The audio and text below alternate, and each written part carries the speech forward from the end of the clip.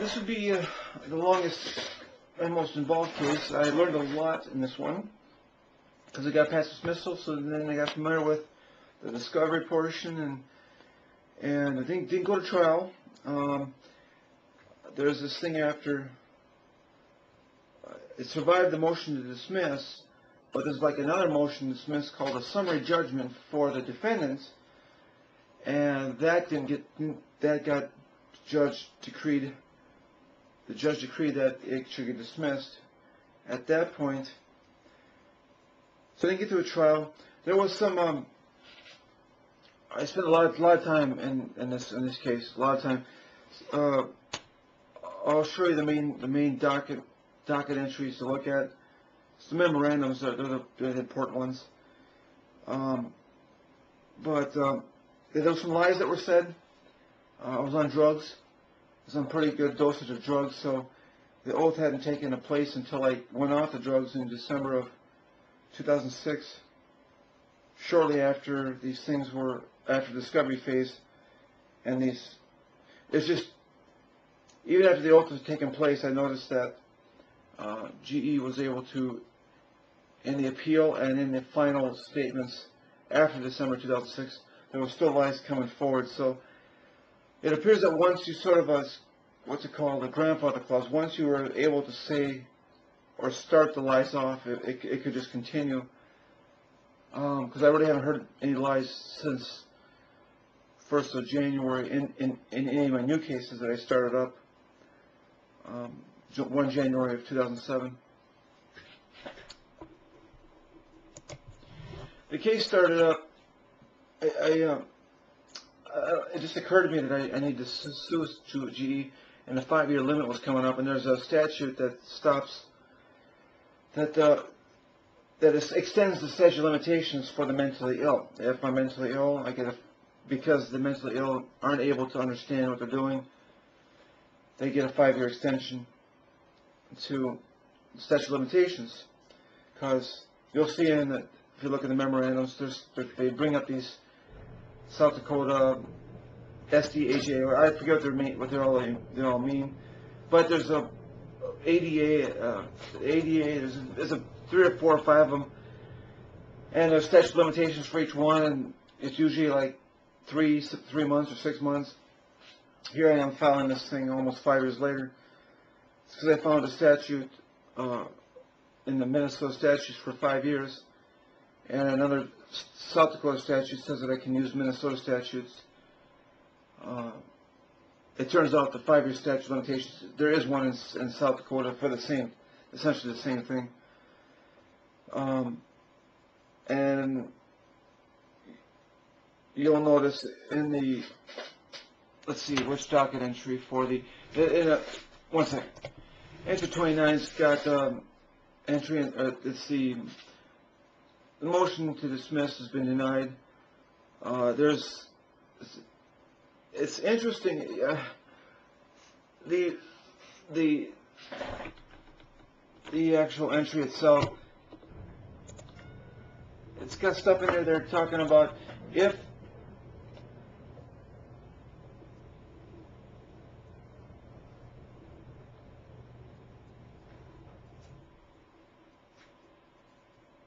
one second. It's got tolling of the, look at the part, tolling of the statute of limitations. So they have to determine if I'm mentally ill. It doesn't exactly say I'm mentally ill, but they start talking about things that would be described as was I a danger to myself or others, has sufficient understanding or capacity to make decisions concerning myself, can I comprehend my legal rights, manage my own business affairs and property, mentions that I was suicidal for some time in that area, and then it just concludes at the stage, examining the pleadings of the case, the court concludes that the roller's complaint sufficiently plains facts to support tolling and survive tolling of the statute of limitations of the 5-year, and then survive a motion to dismiss because I get the 5-year statute of limitations. Later on, they essentially said that I wasn't mentally ill. What he's saying here is that I get the 5-year statute of limitations later on. essentially says that I wasn't mentally ill, that I'm not mentally ill, because I can do everything, and thus I don't deserve the rights of a mentally ill patient. So I got past this. Judge Davis got past this. The case went. It changed venues from Minnesota over to South Dakota. Karen Shire is her name. Honorable, of course. She's the chief judge over there, or as I call him, a chief dirtbag. She essentially said that it's kind of like repeating the same thing, but she says, well, I don't get the rights of a mentally ill patient, and thus I don't get the 5-year statute of limitation. I don't get the rights of a disabled person. Now, this is after showing all the records of all my psychiatrists, showing that I'm disabled on Social Security.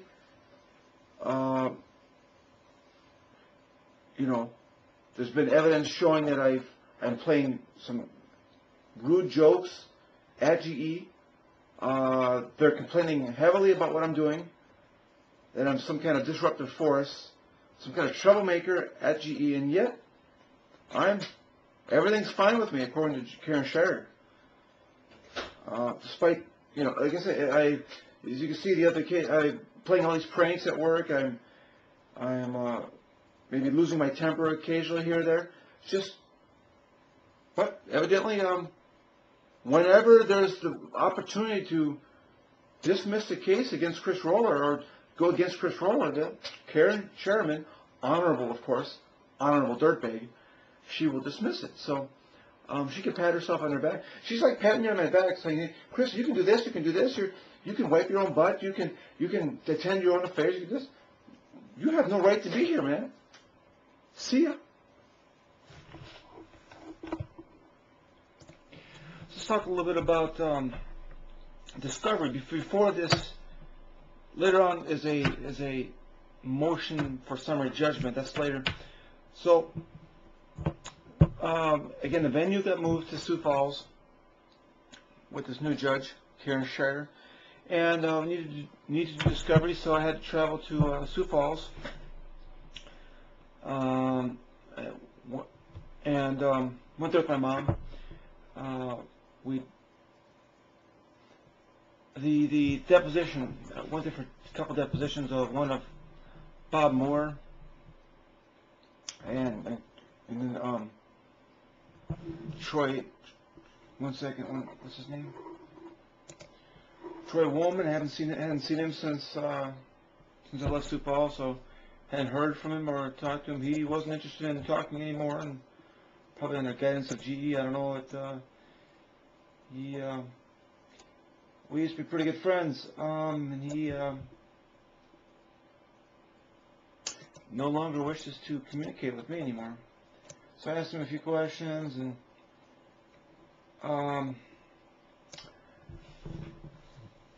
it's probably something eventful from those depositions. I've got the transcripts. You'll see them. See the entire transcript, and I'm sure there's something I need to talk about in there. But one thing that occurred during my deposition,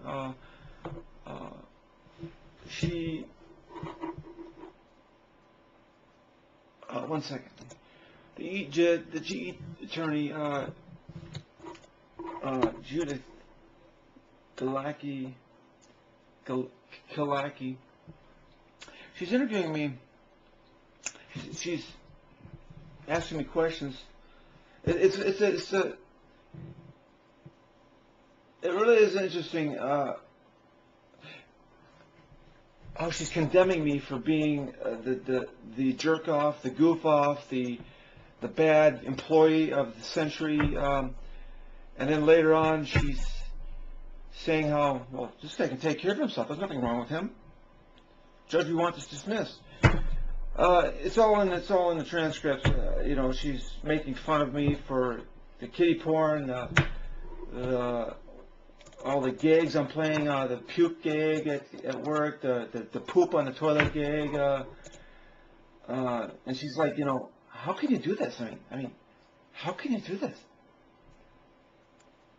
And then, of course, later on, she's like, well, hey, this guy's normal. This guy, he can take care of himself. There's nothing wrong with this guy. Anyways, during the deposition,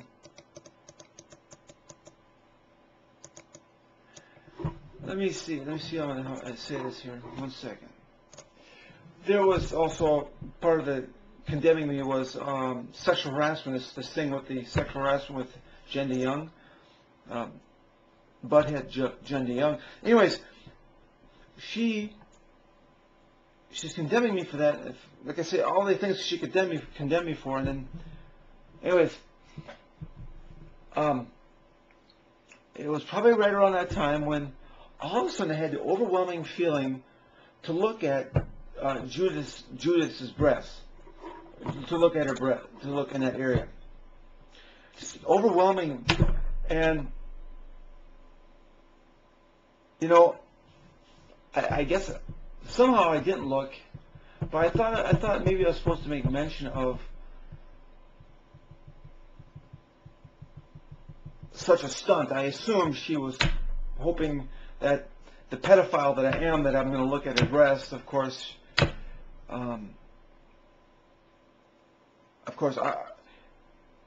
she's the dirtbag who's hoping that I look at that, or she and a bunch of her comrades. So I didn't make mention of it, and this is the first time that I've ever mentioned it to anybody, I think. But I just thought how effing rude that was, to pull that kind of a stunt. I mean, and if I was in a different mood, I probably would have mentioned it. I mean, she's making fun of me the whole interview about what a jerk off I am, and then she's provoking me to be a jerk off and talk about her boobs. And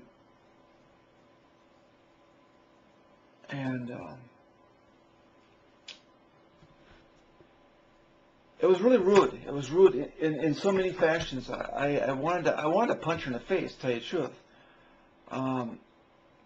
for doing that. But there's been no recollection of this even occurring until now, that this ever occurred.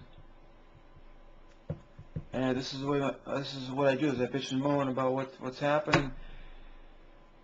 But I thought that would probably been pretty good to at least mention it, you know, get the transcripts that I'm talking about her boobs, and you know, she's trying to make fun of me, and next thing you know, I'm talking about her boobs, and of course she's going to pretend, she's going to act like she's innocent in the whole ordeal, like she's an angel or something, and when in fact she already knows that she's a lawyer, which means she's a dirtbag and a woman, double dirtbag.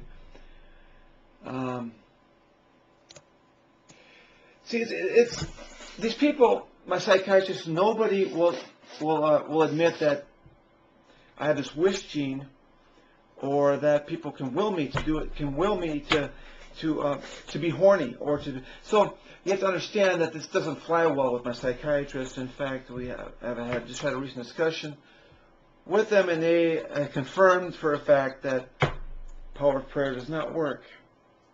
Of course, I was going to bet them, and they decided that they didn't want to bet me.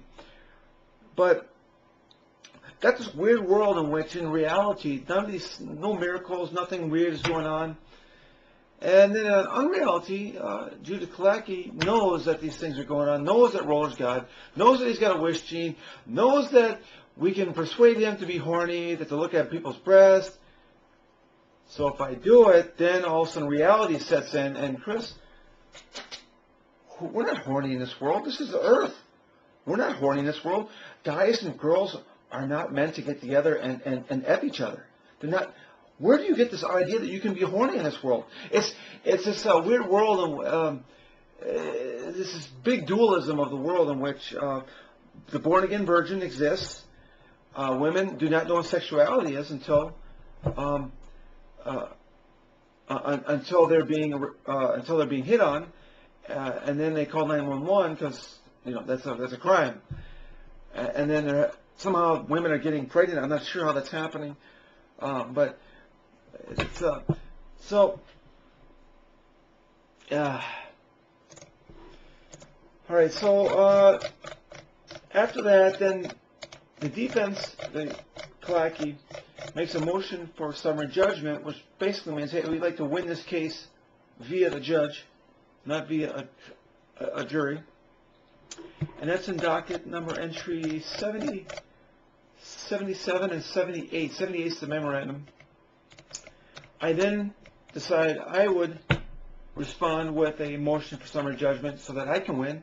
It's basically saying, hey, I want to win too. So I put a motion for summary judgment, and that's an 84, and then 86 is the memo. That's basically the big one. It's got everything in there about this case, and I'll probably 89's got all the information of the interrogatories that were sent. It's basically everything that was submitted to me in interrogatories, and boy, I could be on. I could make this video an hour if I wanted to go through all this stuff.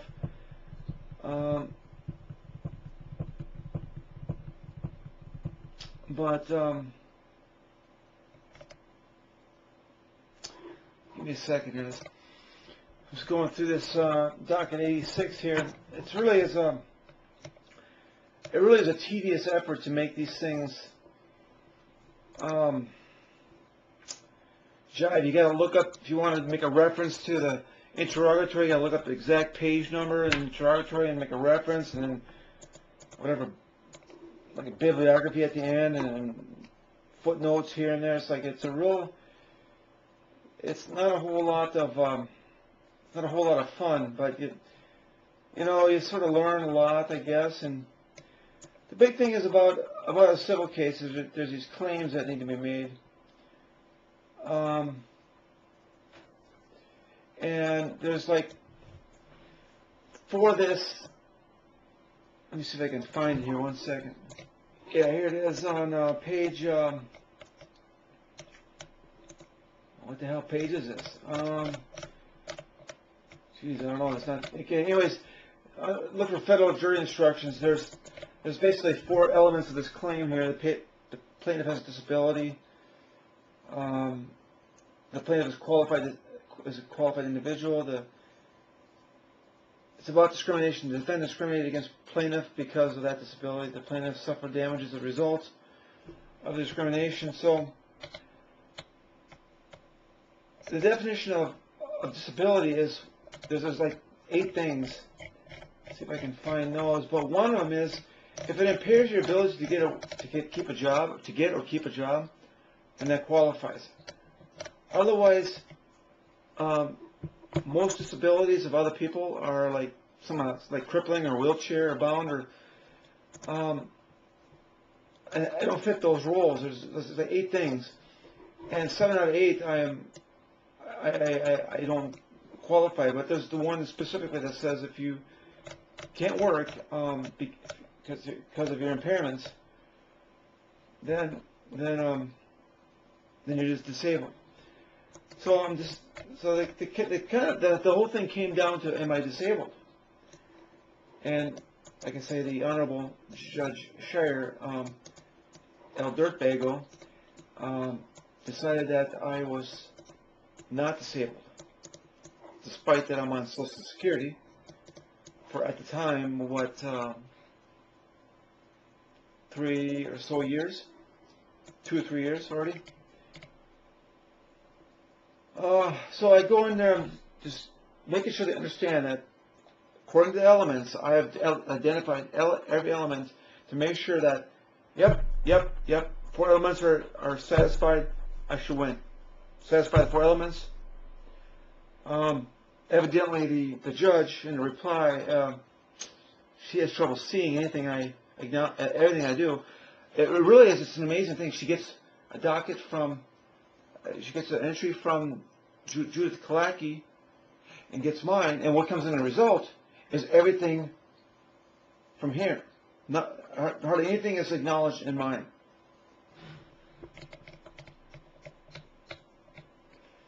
What else?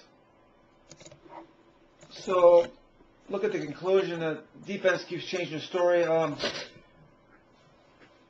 By the way, when I didn't find out that Kevin, I said at the beginning that I think they told me that was dismissed because of anger management problems, and I kept saying to all my friends that, hey, I think this pussy named Kevin Impikoven is he's a little girl, pretty good programmer, but he's got a heck of a nice breasts on that bitch. Evidently that this, I think he's a guy or something. I can't. He's a girl or something, but he's very afraid. And merged into traffic, and the pussy evidently got scared off and complained to the management, and then for some reason the management listened to him. It's like the management listened to women, like Jenny Young. Why the hell they would listen to her, I don't know. But they listened to Kevin Impikoven too. It must be he must be a girl. That must be what's going on. So, I'm talking about, you know, they're like I said, they're just slamming me left and right for all. First of all, they're all joking, they're all laughing at me for all the antics I'm pulling, and then when it comes time for suing, they're making fun of me and calling me some kind of troublemaker. And this is why I got dismissed, is because of my performance problems. And yet, during the deposition is when I found out about, when I questioned and found out the Kevin Impikoven thing finally came up and surfaced, that was the reason. So I got him. I found out what the actual problem was, and it wasn't my performance problems. It was actually somebody had wanted me gone for, because I was running them off the road, like I say, a little pussy. And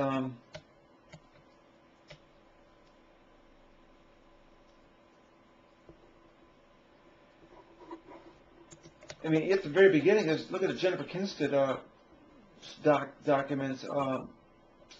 Right in the first 2 weeks when I was there, they were already conspiring to get rid of my ass. I mean, I couldn't have made a better plea. I'm very happy with the way I did this.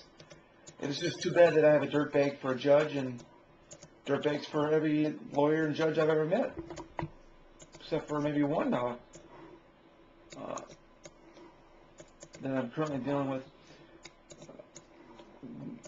I don't know. It just appears that if we have put a little bit of social pressure on these lawyers and judges, that they actually start acting a little bit more proper.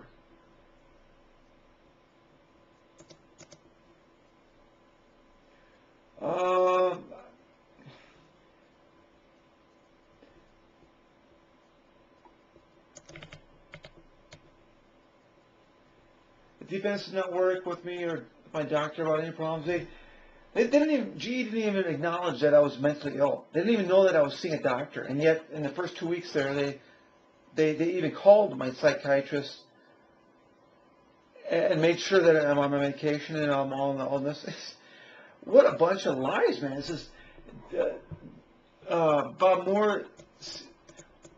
I was poisoned one time, and I went to the hospital to get my blood checked for poison, and then they instituted me for a 72-hour hold for, I guess I was a danger to myself or to others, for alleging that somebody was trying to kill me. And Bob Moore came to visit me, and he states in the deposition that he never came to visit me. He didn't know I was mentally ill. Nobody knew I was mentally ill. Wow, man. Lie after lie after lie, man.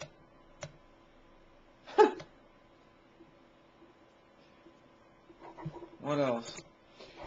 Anyways, that's, like I said, there's a lot to this thing. It sucked up a lot of my time. I mean, I couldn't imagine me working and trying to get all this done. It took a serious amount of work in order to get the organization and be able to piece all this together and this and all the, but you know, I did a pretty good job. I stated my case. I should have won. I haven't a clue other than I haven't a clue why I lost, other than I have a dirtbag for a judge, and double dirtbag, that is. But I don't know. Maybe I'll add something later. But this is what I have for now. So.